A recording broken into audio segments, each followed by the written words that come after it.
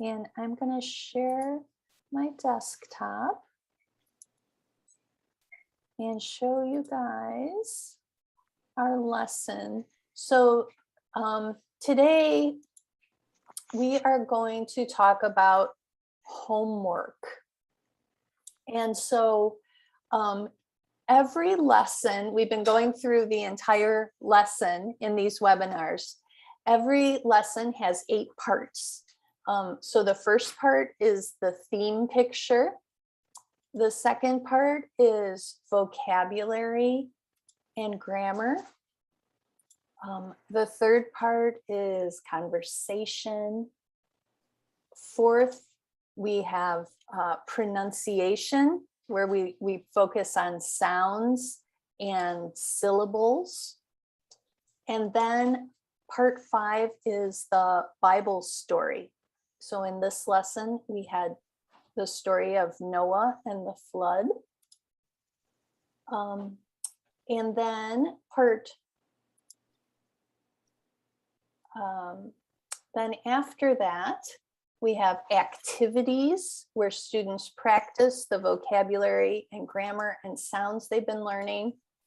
Part 7 is a song or game. And so last week we talked about the importance of having fun in class using songs and games. And now we are on part 8 of the lesson. So part 8 is homework.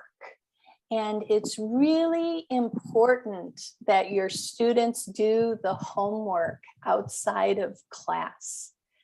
If they do not do their homework, they will not be prepared for the next lesson. And so you need to really encourage them to do their homework. And if they don't do it, it's best to spend the next class session working on the homework. Because if you skip over the homework, if the students don't do it and you don't cover it in class, they will have a hard time making any progress. So we really want to stress to our students that the homework is important. It takes a long time. It can take an hour or 2 to do the homework. But if they are serious in wanting to learn English, it's essential that they do this homework. So in the A1 beginner lessons, the homework is going to follow this pattern. So the homework number 1 is reading the Bible verses for the next lesson. So we want students to be prepared by reading the Bible lesson in their own language before they read it in class. And you can see we give them the verses to read, and there are hyperlinks here. So they can open up these hyperlinks, and it will take them to this site, which is called live.bible.is. And there they will be able to read the Bible story in their own language. So for example, this one takes us to Mark chapter 8. And you can see right now it's in English, but students can just click here, choose language, and then they will be able to read it in their own language. So we can click here on Portuguese. And then you can see they can watch the video in Portuguese. They can have the audio and text in many different versions in Portuguese, or the text only. So we can go ahead to this one, and you can see then they can read it here. in their language. They can also click here to watch the video in their language. So that is part 1 of homework. We really want them to understand the lesson in their heart language. And then part 2 is writing sentences using the vocabulary and grammar they learned in this lesson. So as we explain the homework, we use the same model and repeat that we use in class. So the instructions for number 2 are write 6 instructions your teacher gives in class. And we can model this first one. Please open your book. And then as I explain this homework to the students, I'll give them other examples of things I say in class, like please listen, please sit down, please write. And so this gives them the idea of the kind of sentences you want them to write for this homework. And if you want, you can also illustrate these, like please listen, please repeat. So these are just examples. They don't have to do these exact ones, but this reinforces the vocabulary that they've been listening or that they've been learning, and also, also gives them an opportunity to practice writing it. Okay, so that's homework 1 and 2. 1 is always read the Bible story. 2 is writing some sentences. Homework 3 is just to practice the vocabulary words that they learned. And number 1 is an example, a window, and then windows. So for beginners, for the level A1, they just write the singular with an article and then the plural form for nouns. And for verbs, they write it in the infinitive. Like number 12 is to repeat. And then they can write a sentence. We repeat the word. And so as always, the answers are right down here in the teacher's note. So you as a teacher have these answers to make it easy for you to check the homework, which you will be doing. And the students could, if they wanted to, look at these answers, but we encourage them to do it by themselves without just copying the answers out of the lesson. We also encourage the students to watch the YouTube video for the lesson as part of their homework. So in the appendix, the next to last slide of each lesson, we have the link for the videos. And so you can just open up this link and it will take you to the YouTube videos for all of our lessons.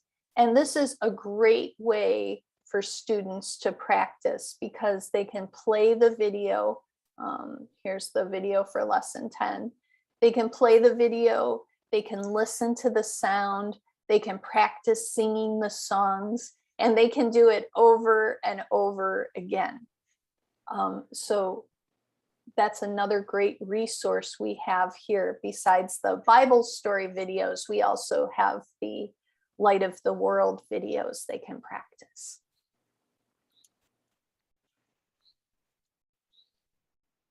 Okay, so that's homework 3, and that's pretty simple.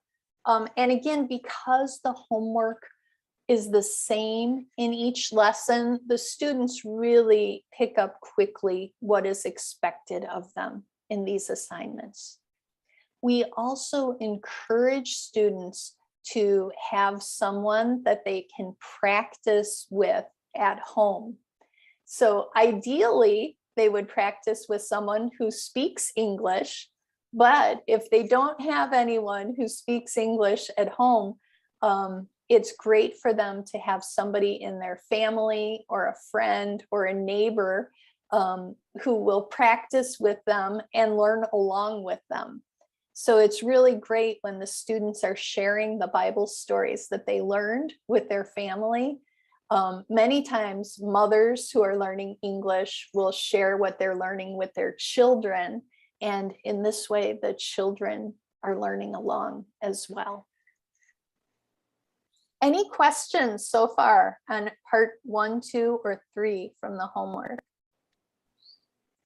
And the way that people submit their homework is going to vary. So for some students, they will print out their homework on paper and write on it with a pen. Others will use a notebook and just copy down everything in their notebook. And then they can either take a picture of the homework and text it to you or email it to you, or they can bring the paper into class and you can check it there. I recommend trying to get them to send you their homework before the next class. The reason is it takes some time to correct this homework. And so if you can do it between classes, that will give you an idea of what they're learning, what they haven't learned, giving them feedback so they'll be more prepared before the next class. But you can use whatever method works for you. Some students type their homework in a text message. Some of them write it in a notebook and take a photo of it. Find out what works for you and the technology that you have. Students can even take a screenshot of the YouTube video and then use annotation tools to write on those screenshots. They can go to the Google Drive and download the lessons in PowerPoint or Google Slides if they have that. So it depends on their comfort with technology and the resources that you have. We're working right now on having paper versions of the lessons in a book available on Amazon, so that if students want to order the workbook, they can do that, and then they'll have a paper copy of the book. But right now we just have it available electronically. All right, so Elena, I'm sorry, I had a question. Yeah, go ahead, Kimberly. What's the best way to provide corrections? Because if you're checking the homework and there's all these different ways they could submit it, and there's a likelihood there could be many errors, but you want to keep them motivated and encouraged. I'm kind of struggling with how do you best provide correction so that they see what they can improve upon, but still, feel as if they're doing the homework well, or that it's good, at least they completed the homework. Right. Yeah, that's a great question. So again, it depends on the technology you have. One of the things I love to do is give feedback in a video format. So I will use a Loom video. That's a free video app, and that allows me to share my screen. So like I'll go over the homework and I will just take a video of myself correcting it and making notes, so I might say, okay, number 1, you did great job here with a window. That's excellent. but on number 2, you forgot to answer that one. So please fill in the blank for number 2, and I can make little annotations in the video, and then save that and send them the video. You can also, write your comments in an email or in a text message. You can mark up the photos that they send you and put green check marks next to the good ones and red X's next to the bad ones.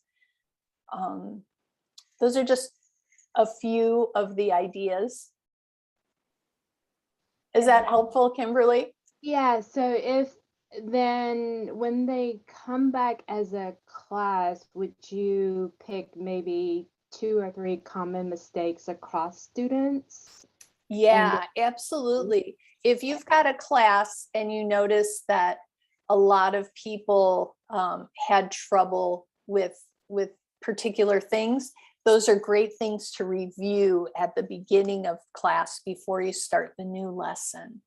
And you can just say, I noticed that some of you had trouble, spelling this word or using the article an in front of words that start with vowels. So let's talk about that. Or I noticed many of you forgot to put the letter S at the end of your third person verb. So let's talk about that. And then you can give some examples in the homework of that. Okay, thank you. Sure, absolutely. Now, what I've seen some of our teachers doing, especially teachers who have large classes, is that they will have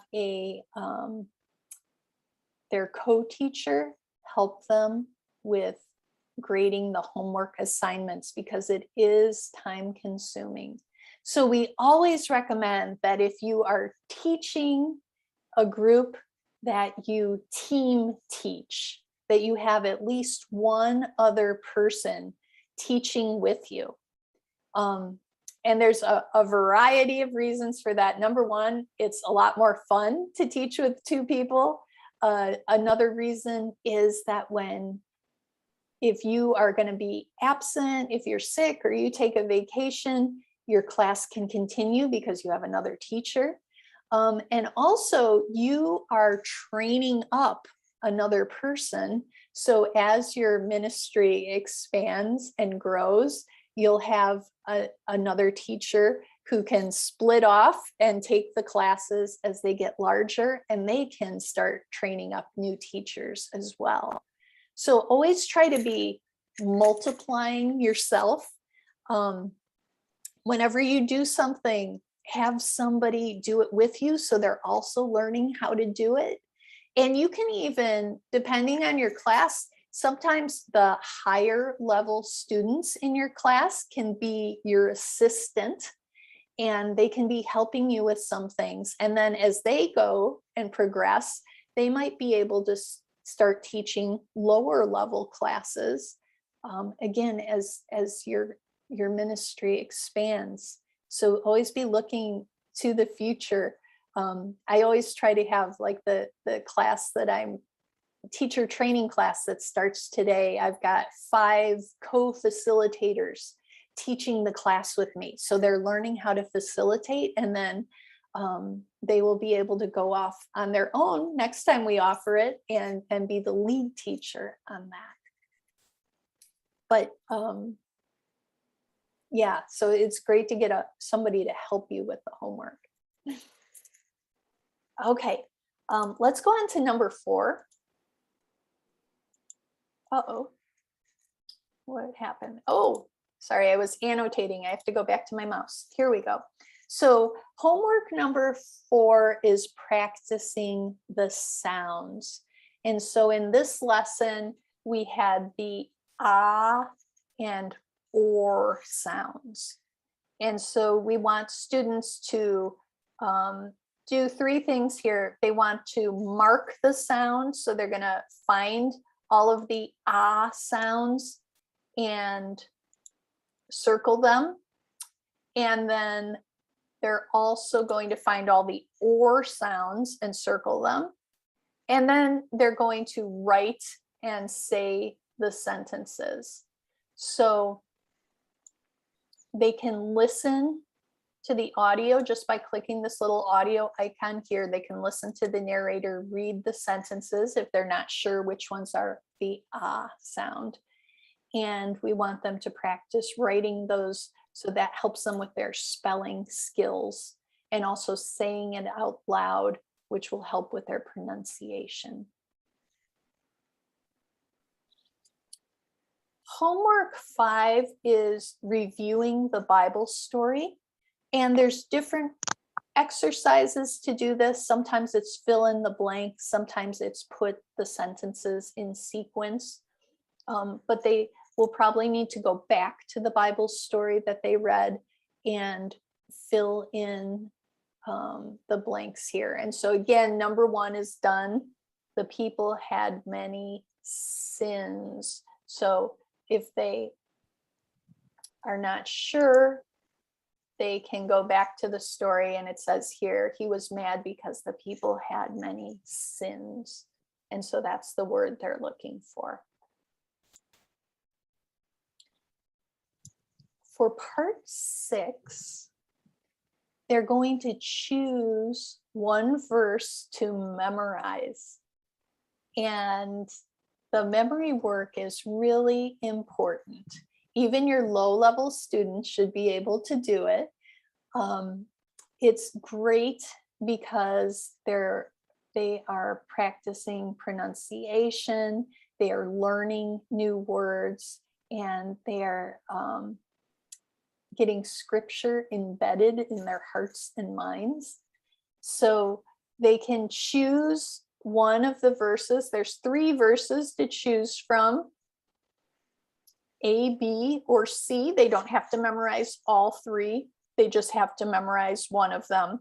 And these, we do want them to memorize them in English. And we use the easy to read version of the Bible, which has a very simplified vocabulary to make this appropriate for our beginning English learners. Part 7 is grammar review. And so these are words that we've been practicing as we've been learning commands in the grammar section of our lesson.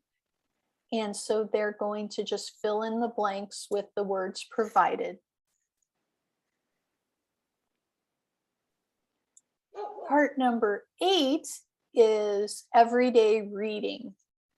So in this, there's always a little story or document that they need to read and then answer the questions about it. So this one, they're going to read the class rules, and then they're going to answer these very basic questions about the class rules.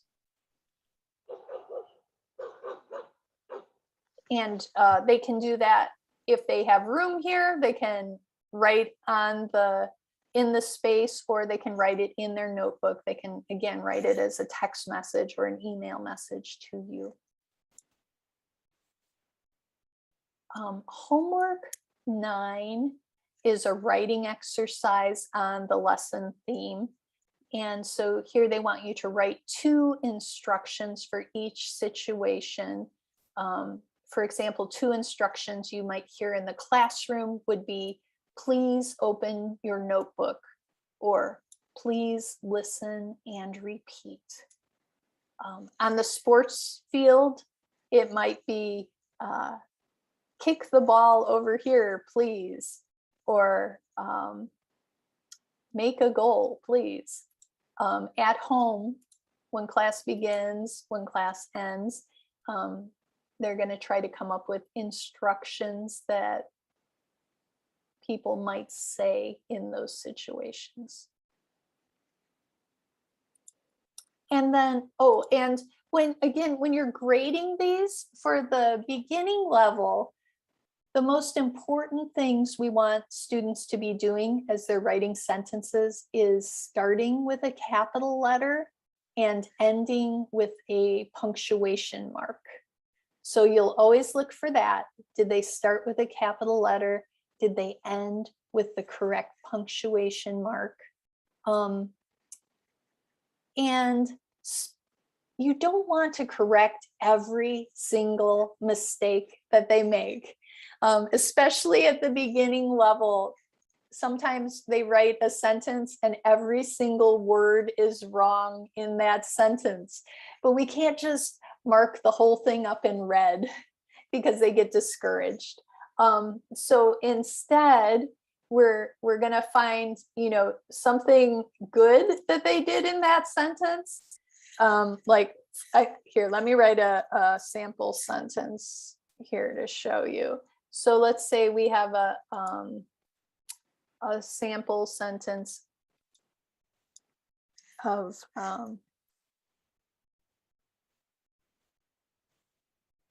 please open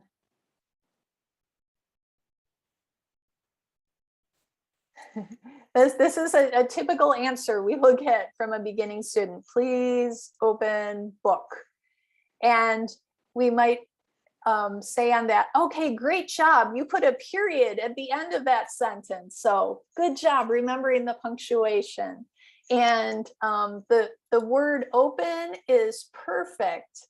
But as a teacher, what I might do is circle the letter P and let them know, okay, that needs to be a capital P, a big P at the beginning of the sentence. And I would probably just write the sentence again correctly so that they could see it. So I might write, please open your book, period. And so we praise the approximation that they've made. We praise anything good that they have done in that sentence. And we don't need to elaborate all of their mistakes. There's going to be spelling mistakes because English is hard to spell. But the two things we would probably want to emphasize are capital letters and periods at the end. The spelling will come eventually as they see more examples of it. If you see that they're making a particular spelling mistake all of the time, that might be something you would want to address, but don't. I typically will focus on one type of error at a time. So first, let's get everybody writing with a capital letter at the beginning. Once we've got that down, then we'll work on something else. Does that make sense?